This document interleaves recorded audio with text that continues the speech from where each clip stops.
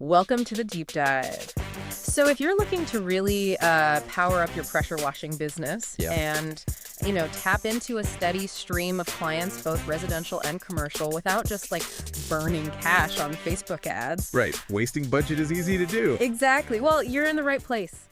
We've got this really insightful guide from DIB Marketing. Mm-hmm. It lays out some smart Facebook ad targeting strategies.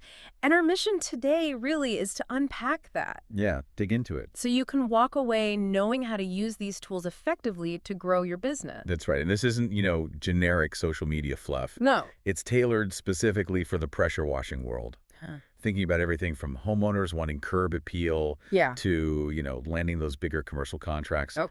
We're going to explore how to pinpoint your ideal customers, craft ads that actually grab their attention, Right. and ultimately make sure that ad spend turns into real business growth. Okay, let's dive in then. So this DAB marketing guide, it starts off by really focusing on who you should be aiming for. Mm, And it makes a smart distinction, right? Commercial versus residential. definitely. So when we talk commercial clients, the guide mentions targeting specific job titles. What kind of roles are we actually talking about here? Well, think about who's responsible for keeping those commercial properties looking sharp. Okay. Often, it's people with titles like property manager, facility manager, maybe building supervisor. Ah, okay. These are generally the folks managing maintenance budgets, making the calls on services like pressure washing. Right, the ones holding the purse strings and handling the upkeep decisions. Makes sense. Yeah. And what about interests? What might they show on Facebook that flags them as a potential client? Good question. The guide points to interests like commercial real estate, maybe property maintenance. Yeah. If someone's engaging with that kind of content, it suggests they're in the commercial property game. Mm. And, they could definitely need pressure washing down the line. Location-wise, you want to focus, obviously, on business parks, commercial zones within your service area. Yeah, you wouldn't target subdivisions if you're after office buildings. Exactly. Keep it relevant. Makes total sense. Keep that focus sharp. Now, switching gears. Yeah. Residential clients, the strategy shifts a bit there, doesn't it? It does, yeah. For homeowners, the guide suggests targeting maybe the 35 to 65 age range. Okay. And looking at household income, too. Something like $100,000 or more. Why that specific group? Well, the thinking is that this demographic is often more likely to, invest in home maintenance, keep the property value up, keep it looking good. And their online interests. What might catch their eyes scrolling through Facebook? They could be into home improvement, maybe some DIY. Or realizing DIY isn't cutting it for that job. Exactly. Interests in landscaping, exterior cleaning. Those are pretty strong signals they care about how their home looks from the outside. Okay. And the location targeting for residential seems quite refined, too. The guide talks about zip codes, affluent areas, HOAs. Yeah, precisely. Yeah. Affluent neighborhoods often mean homeowners prioritize curb appeal and, frankly, have the budget for professional services. Right. And HOA communities. Well, they often have rules about property upkeep. Oh, yeah. Those HOA letters. Exactly. So residents are more likely to need pressure washing regularly just to comply. Targeting those specific zip codes helps you reach the right homeowners. Gotcha. Avoids wasting ad spend in areas where maybe the demand isn't as high. Precisely. Okay, so we're getting a clear picture of who to target. Now, the guide digs into how to actually reach them effectively on Facebook, and it seems like timing, seasonality, that plays a big role. Oh, absolutely. It's interesting how directly pressure washing demand tracks with the seasons. Yeah. Like spring and summer. People are outdoors more. So promoting driveway cleaning, deck cleaning, siding washing. For the barbecues. Exactly. For those backyard gatherings. It becomes much more relevant then. Right, gotta have the patio looking good. What about when it cools down? Fall. So as autumn rolls in, the focus shifts. Hmm. You're thinking about getting properties ready for winter. Okay. So promoting gutter cleaning, maybe roof washing to prevent issues from leaves and, winter weather. Smart. Preventative maintenance. Yeah. And for commercial properties, too, it's a good time for general maintenance before the harsher months hit. And I hadn't really thought about this, but even rainy seasons offer an opportunity. They can, yeah. Wet weather is perfect for mold and mildew growth. Ah, yes. So highlighting your mold prevention or mildew removal services during those times, that addresses a very specific timely need. Okay, so timing the message to the season is definitely key. Beyond that, the guide really hammers home hyper-local targeting. This isn't just saying we service any town, is it? Not at all, no. Hmm. Hyperlocal means using a really tight radius around specific neighborhoods, Yeah. specific zip codes you actually want to work in. Right. It also means maybe including those commercial corridors or even new housing developments. Ah, new builds often need a cleanup. Could be, yeah. Higher demand potential. Yeah. And just as importantly, it's about excluding areas. Mm-hmm. Rural spots way out there, places outside your efficient service range. Makes sense. Focus the budget where it counts. Avoid those wasted clicks from miles away. Exactly. Maximize that spend. And then there's behavior-based targeting. How do you tap into what people are doing on Facebook? This is where Facebook's data gets really useful. Mhm. You can target people who've shown interest in, say, home improvement content or exterior cleaning stuff right there on the platform. Okay. Even better, target folks who've already interacted with your business online. Maybe they clicked to your website, watched one of your videos. Warmer leads. Definitely warmer. Mm-hmm. And absolutely target your existing page followers and people who engage with other pressure washing content on Facebook. They've already raised their hand, in a way. Okay, right people, right time, right place, even based on their online actions. Now, what makes them actually stop scrolling and click? Oh. And, ultimately book. Yeah, the ad itself. The guide highlights key elements for high-performing ads. Timing comes up again, but differently. Yes, this is about the time of day or week your ads show up. Ah, okay. So for homeowners, the guide suggests maybe after 5 p.m. on weekdays and weekends. That's when they're more likely online thinking about home stuff. Makes sense. After work, relaxing. Right. For commercial clients, though, you probably want your ads showing during typical business hours, Monday to Friday. Aligning with their work schedule. And this links to budget allocation too, right? Pushing harder during peak season. Absolutely. The guide notes March through July is often the high season. Yes, spring cleaning rush. Exactly. Yeah. So strategically boosting your ad budget then lets you capture more of that heightened demand. People are actively looking. Now, visuals. Always huge on Facebook. What kind of images work best for pressure washing? Oh, dramatic before and afters are king here. Yeah, got to see the transformation. Totally. People need to see that tangible difference. Also, showing your team professional, maybe in uniform with good equipment. That builds trust. Reinforces your serious operation. Yeah. And show variety. Some residential shots, some commercial projects. Demonstrates your range. Makes perfect sense. Seeing is believing, especially for cleaning. Yeah. And the words, the ad copy, what connects with people?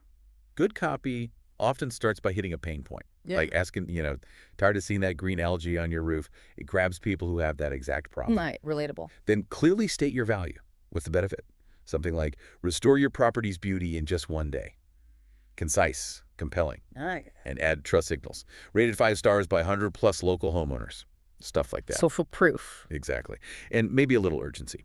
Limited spring appointments available. Book your free quote today. Encourages them to act now. Those are really solid, actionable tips for the copy. Okay, moving on. The guide talks about building audiences that actually convert, not just clickers, but customers. Retargeting comes up.